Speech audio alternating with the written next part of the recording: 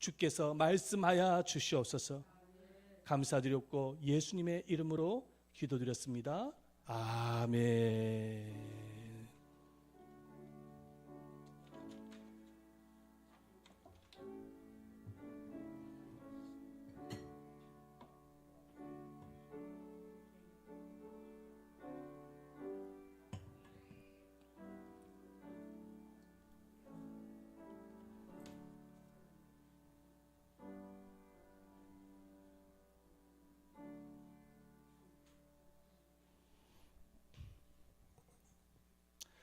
하나님의 말씀은 이사야서 43장입니다. 이사야서 43장 1절에서 7절까지 말씀을 함께 보도록 하겠습니다. 이사야서 43장 1절에서 7절입니다. 구약 성경의 1019페이지에 있습니다. 1019페이지 이사야서 43장 1절에서 7절까지 말씀입니다. 우리 한 구절씩 함께 교독하도록 하겠습니다. 야곱아, 너를 창조하신 여호와께서 지금 말씀하시느니라. 이스라엘아, 너를 지으신 이가 말씀하시느니라. 너는 두려워하지 말라. 내가 너를 구속하였고 내가 너를 지명하여 불렀나니 너는 내 것이라.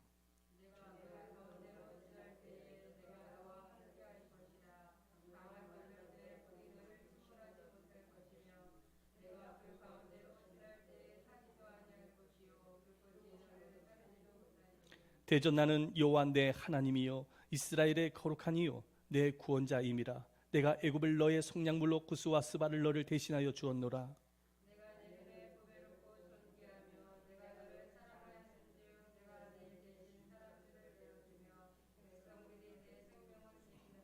두려워하지 말라. 내가 너와 함께하여 내 자손을 동쪽에서부터 오게 하며 서쪽에서부터 너를 모을 것이며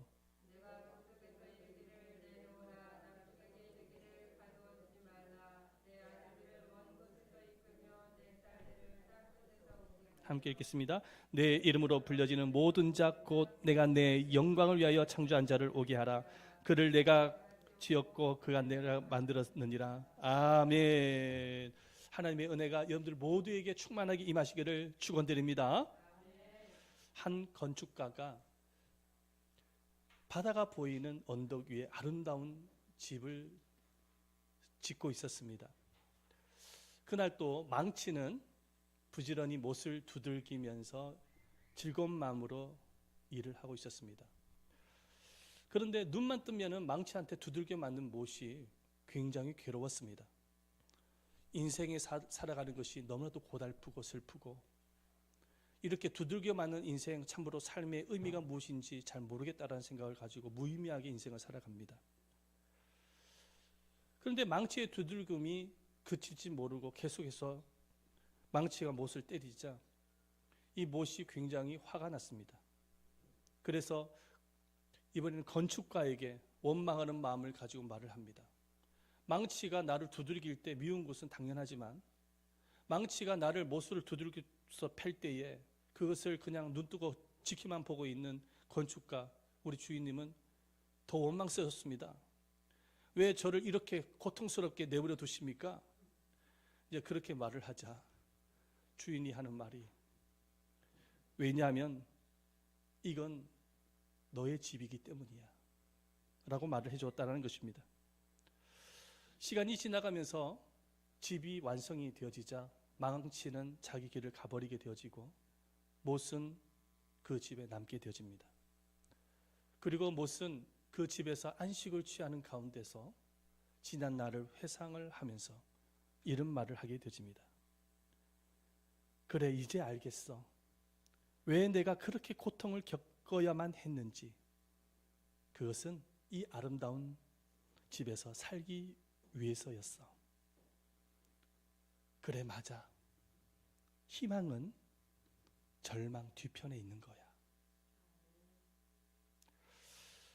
소설 속에 등장하는 못처럼 오늘날 사람들 중에는 질병의 망치, 궁핍의 망치, 외로움의 망치, 실패의 망치, 절망의 망치로 고통을 받는 사람들이 있습니다. 날마다 고통을 느끼다 보니까 삶의 회의를 느끼게 되어지고, 내 인생은 왜 이렇게 고달픈가? 왜 이렇게 슬픈 인생인가? 왜 이렇게 고통스러운가? 어떤 경우에는 빨리 하직하고 싶다. 빨리 하나님께서 나를 좀 데려갔으면 좋겠다. 이렇게 생각을 하시는 분도 계십니다. 하지만은 희망은 절망의 뒤편에 있다는 사실을 알게 되어진다고 한다면 현재의 고통과 절망을 이길 수가 있는 것입니다. 할렐루야. 아멘. 아멘. 네. 성성님 할렐루야. 아멘. 네. 며칠 전 어떤 상담가로부터 들은 이야기입니다. 상담을 했던 내담자가 있었는데 마음속의 슬픔과 그 우울증을 이기지 못해서 자살을 했다는 것입니다. 극단적인 선택을 했다는 것입니다. 왜 극단적인 선택을 했을까요? 마음속에 절망과 그 우울감을 이기지 못하였기 때문일 수도 있겠지만 그보다 더 근본적인 원인이 있습니다. 그 이유가 뭐냐면 희망은 절망 뒤편에 있다는 사실을 몰랐기 때문에 결국은 극단적인 선택을 하게 되어진 것입니다. 혹시 여러분들 중에 마음속에 절망과 슬픔을 안고 계시는 분이 계십니까? 조금 전에 소설 속의 모처럼 참으로 사는 것이 힘들구나, 고달프다, 빨리 하직하고 싶다, 혹시나 단 한 번이라도 그런 마음과 생각을 갖고 계시는 분들이 계십니까? 좌절과 슬픔과 고통의 망치가 여러분들을 두들기고 있다고 할지라도 여러분, 희망을 포기해서는 안 되는 것입니다. 그 이유가 뭐냐면은 희망은 절망 뒤편에 있기 때문입니다. 포기해서는 안 되는 거예요. 이 사실을 우리가 방금 읽었던 이 본문을 통해서 살펴볼 수가 있습니다. 오늘 이 본문의 말씀은 하나님께서 이스라엘이 깊은 절망 속에 있을 때에 하신 말씀입니다. BC 8세기경에 하나님은 이사야 선지자를 통하여서 이스라엘 백성들이 하나님을 모르는 이방 민족으로부터 멸망받게 되어질 것이라고 예언을 하였습니다. 그 이유가 무엇이냐니까는 이스라엘 백성들이 하나님을 떠났기 때문입니다. 하나님의 말씀에서 떠났기 때문에 하나님께서 진노하셔서 그들을 멸망하게끔 하겠다라는 예언이었습니다. 그런데 이사야 선지자의 예언대로 북이스라엘은 BC 722년경에 북이스라엘은 아수르에 의해서 멸망을 당합니다. 그리고 BC 587년경에는 남유다, 우리나라가 북한과 남한처럼 이렇게 연결이 되어 있는 것처럼 그때 당시에 이스라엘도 북이스라엘과 남유다로 이렇게 분열이 되어 있었는데 북이스라엘은 아수르에 의해서 멸망을 당하고 남유다는 바벨로니아에 의해서 멸망을 당하게 되어집니다. 그래서 열왕기하 25장 말씀에 보면은 그 역사적인 사실이 잘 기록이 되어 있습니다. 바벨론 군대가 예루살렘을 포위를 했습니다. 예루살렘을 함락시키기 위해서 토성을 쌓고 포위를 하게 되어집니다. 그래서 예루살렘 성 안에 살고 있었던 이스라엘 백성들은 완전히 고립하게 되어서 먹을 수 있는 음식도 찾지도 못했고 먹을 물도 없었습니다. 그러다 보니까는 이스라엘 백성들이 완전히 강도로 변신되어져서 서로 죽이고 약탈을 하기 시작합니다.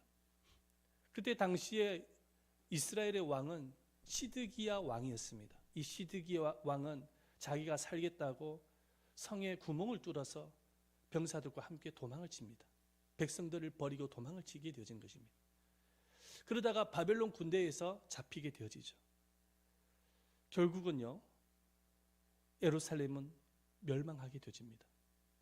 예루살렘 성벽은 무너지게 되어지고 왕궁과 귀족들의 집은 불타게 되어지고 수많은 이스라엘 백성들이 바벨론에 의해서 포로로 잡혀가게 되어지는 것입니다. 그리고 왕자는 시드기야 왕 앞에서 차례대로 죽임을 당하게 되어지고, 시드기야 왕은 두 눈이 뽑힌 채 바벨로니아로 끌려가게 되어집니다. 참으로 처참하고 비참한 현실을, 비극을 만나게 되어지는 것이죠. 그러는 가운데에서 이스라엘 백성들은 큰 절망을 만나게 되어진 것입니다. 큰 절망을 만나게 되죠. 그들 중에는 깊은 우울증과 불안 장애를 갖고 있는 사람들이 많았을 것입니다. 그들이 할 수 있는 일이라는 것은 그 이방 땅 바벨로니아 강가 앞에서 회개의 눈물을 흘리면서 하나님을 찾는 일이었습니다. 그 이유가 무엇이냐니까는 자기 민족에게 이와 같은 비극이 오게 되어진 것은 바로 이스라엘이 하나님을 떠난 큰 죄를 범하였기 때문이라는 사실을 그들은 알고 있었기 때문입니다.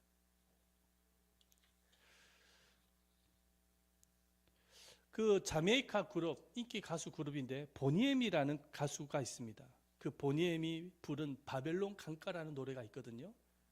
그 노래 내용을 보면은 이스라엘 백성들이 포로로 잡혀가서 그곳에서 하나님을 간절히 찾는 내용이 담겨져 있습니다. 이스라엘 백성들이 그 절망적인 상황 가운데서 하나님을 간절히 찾았던 이유가 뭐냐면 모든 희망이 하나님께 있다는 사실을 믿었기 때문입니다. 그런데 그들이 하나님을 간절히 찾고 있었을 때에 하나님은 이사야 선지자를 통해서 희망을 전하십니다. 희망의 메시지를 전하세요. 그 말씀이, 그 희망의 말씀이 바로 방금 우리가 읽었던 이 본문의 말씀인 것입니다. 그렇다면 하나님은 이스라엘 백성들에게 어떤 희망의 메시지를 전하는 것일까요? 자, 첫 번째로 우리 한번 따라 해보겠습니다. 시작. 하나님은 위로의 말씀으로 희망을 보게 하셨습니다. 하나님은 위로의 말씀으로 희망을 보게 하셨습니다.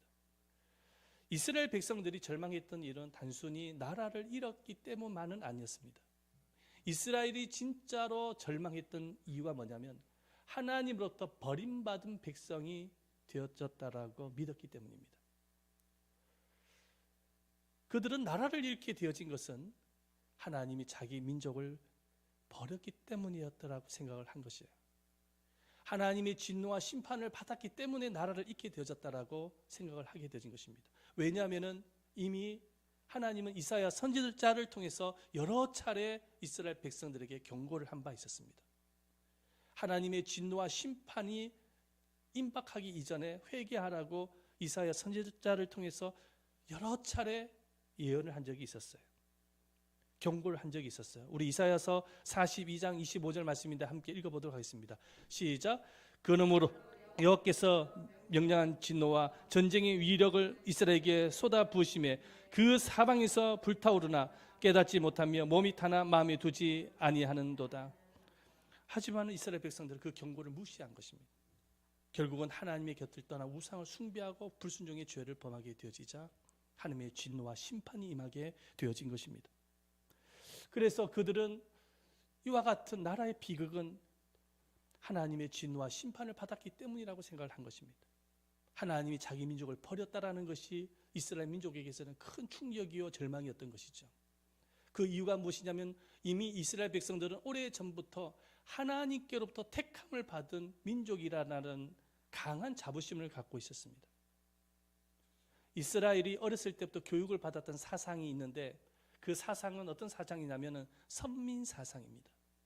이 선민 사상이라는 것은 무엇이냐면 하나님께로부터 택함을 받은 유일한 민족이라는 사상인 것입니다.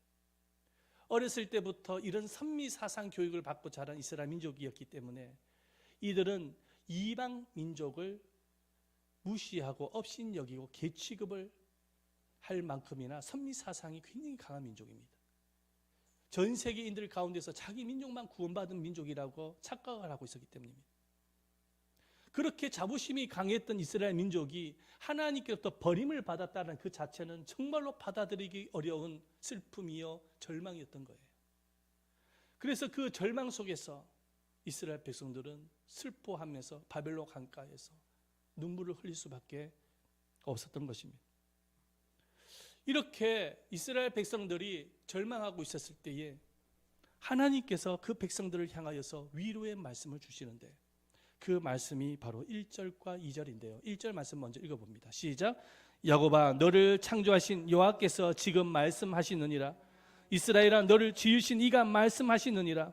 너는 두려워하지 말라. 내가 너를 구속하였고 내가 너를 지명하여 불렀나니 너는 내 것이라.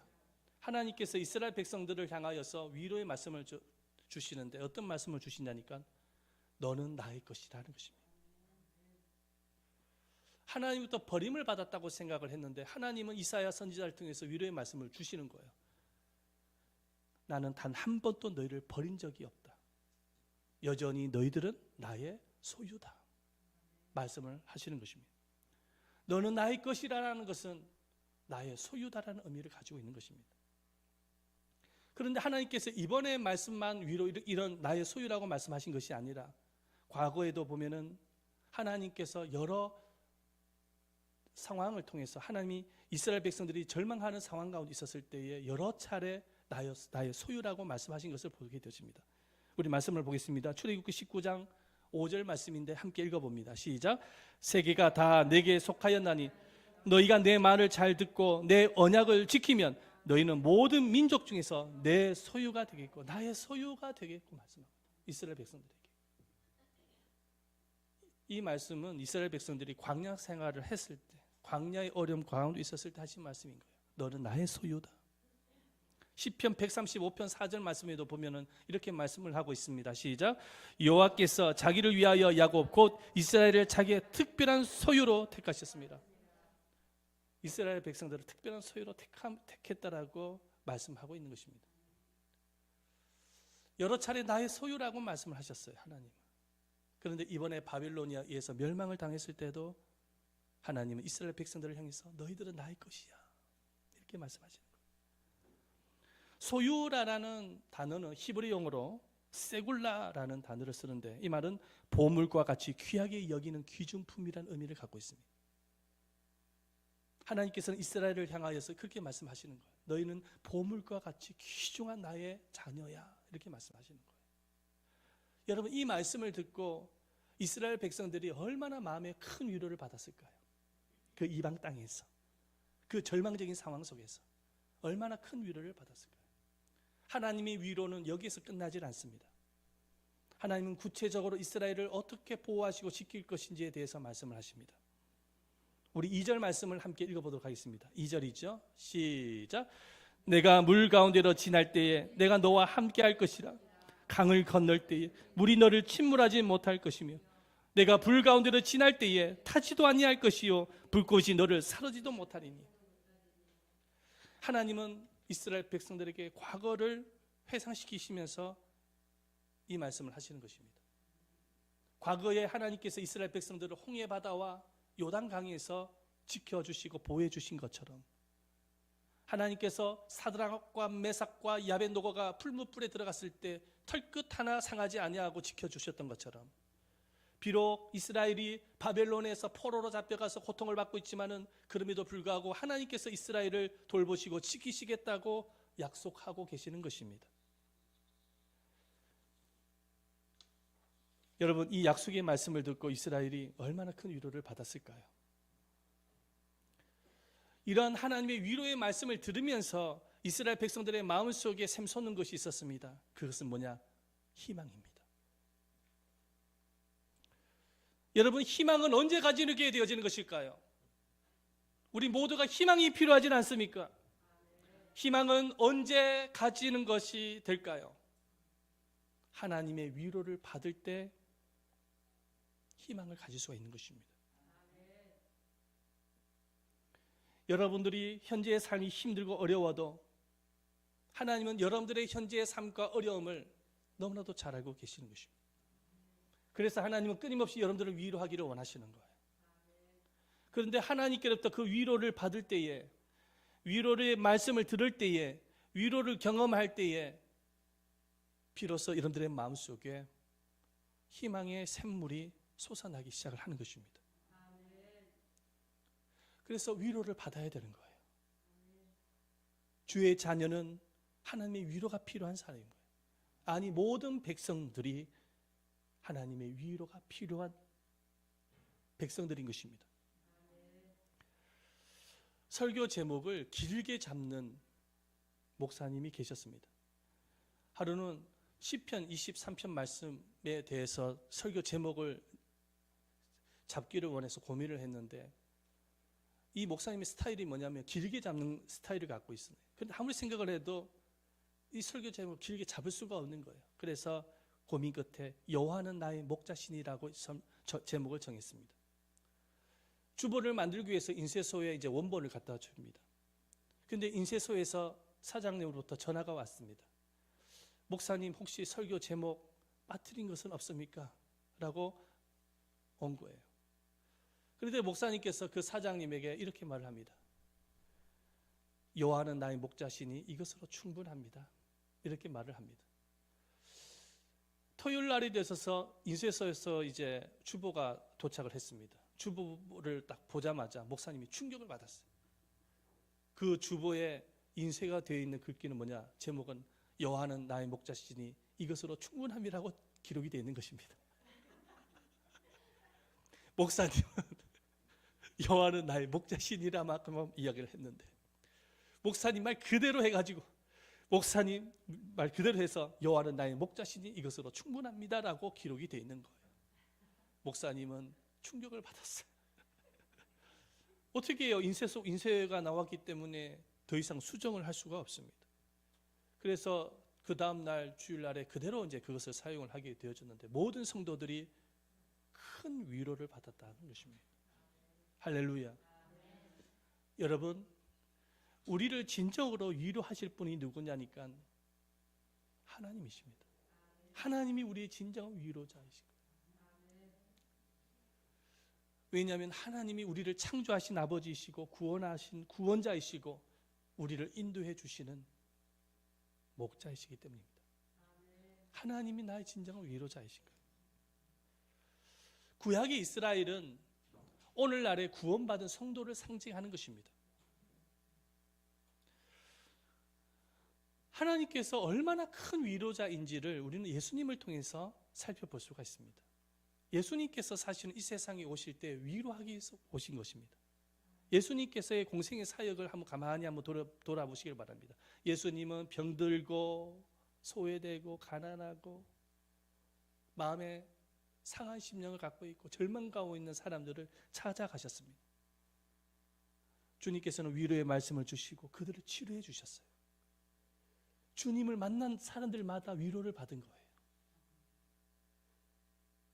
뿐만 아니라 예수님께서 십자가를 지신 이유도 우리를 위로하기 위해서 십자가를 지신 거예요.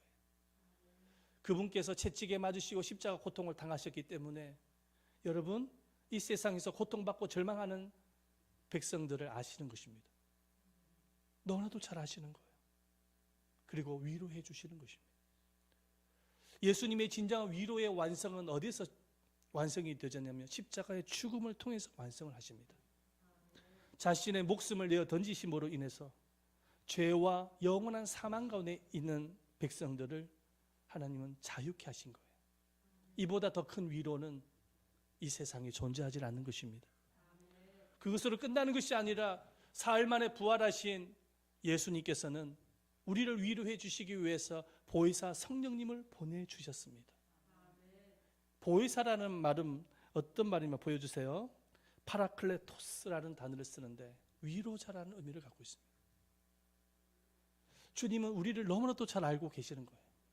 우리가 이 땅의 인생을 살아가면서 겪게 되어지는 환난을 너무나도 잘 아시기 때문에 우리를 위로하기 위해서 성령님을 보내주신 것입니다. 그러므로 누구든지 예수를 믿고 주를 영접하는 이들의 마음속에는 위로자가 와 계시는 것입니다. 오셔서 항상 우리를 위로해 주시는 거예요. 우리가 힘들고 괴롭고 어려울 때마다 주님은 우리를 위로해 주시기를 기뻐하시는 것입니다. 그러므로 사랑하는 여러분, 우리가 정말로 힘들고 어려울 때에 우리를 위로해 주시기를 원하시는 주님을 간절히 찾으시기를 바랍니다.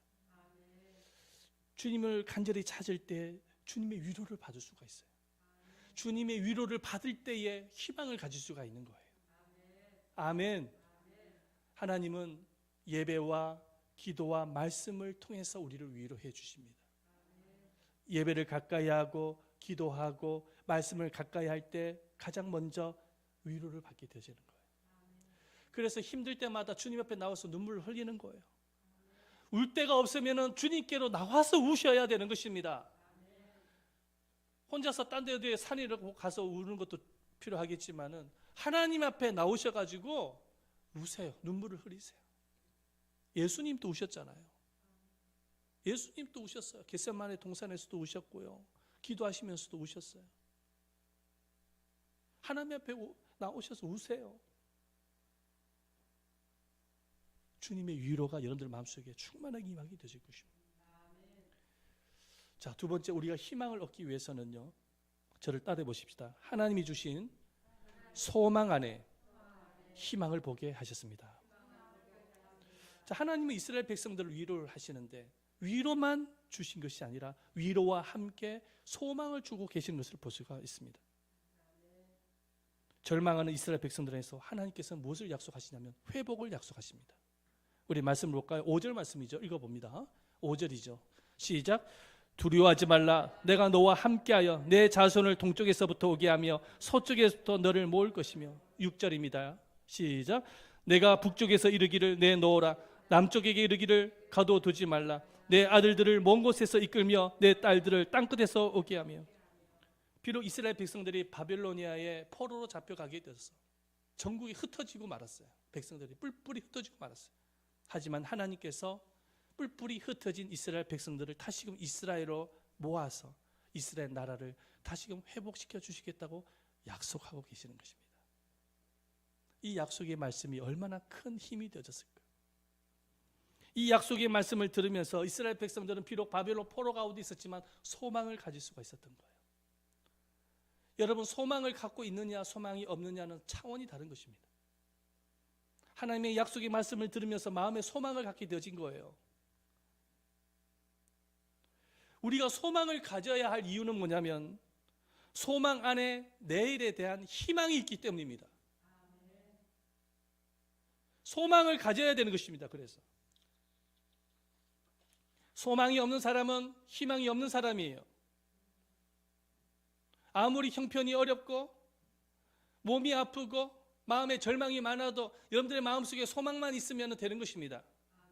소망이 있으면 그 소망 안에 하나님의 희망을 발견할 수가 있는 것입니다.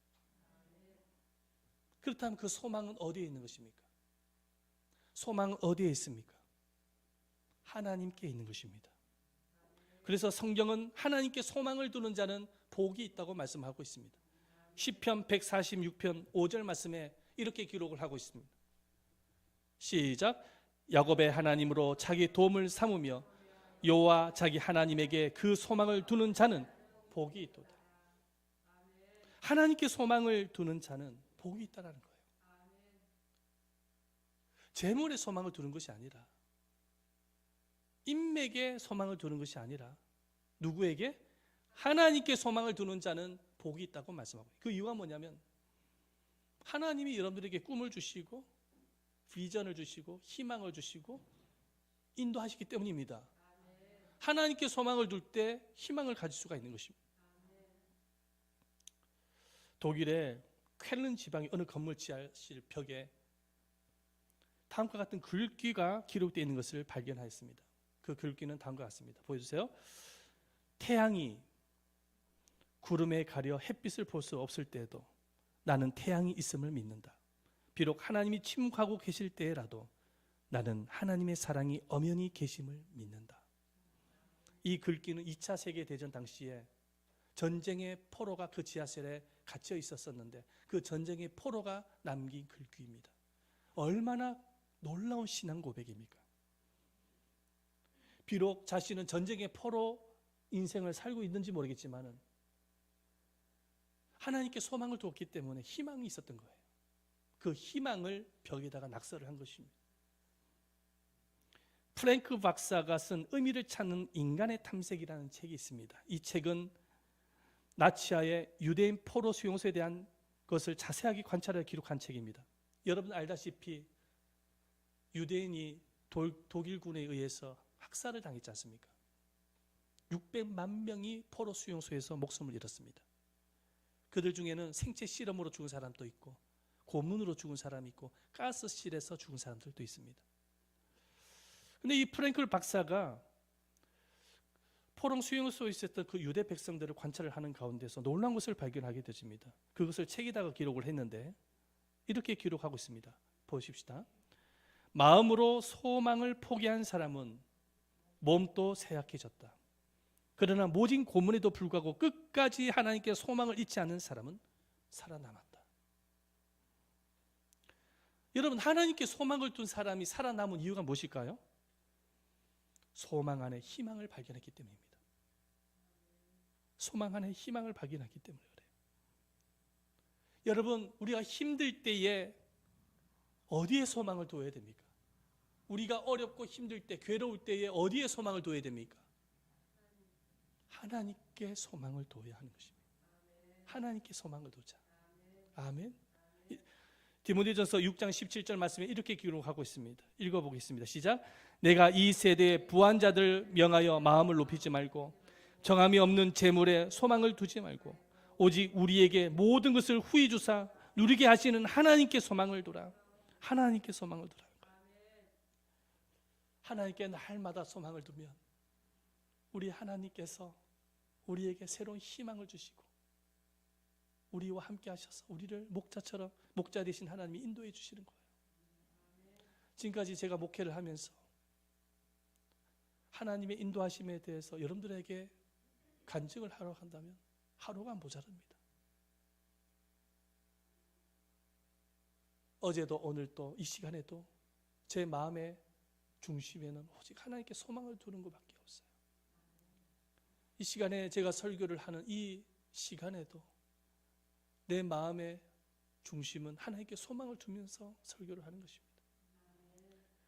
나의 운명, 교회의 운명, 우리 가정의 운명, 저는 정확히 잘 모르지만 하나님은 잘 알고 계시고 하나님께 소망을 두면 하나님이 책임져 주실 것을 믿고 있기 때문에 하나님께 소망을 둡니다. 여러분, 우리가 어디에 소망을 둬야 됩니까? 지금 이 나라는 코로나로 고통을 받고 있습니다. 백신을 정확하게 확보를 하지 못한 결과 얼마 전에 뉴스 나오더라고요. 뉴스 그대로 말씀을 전합니다.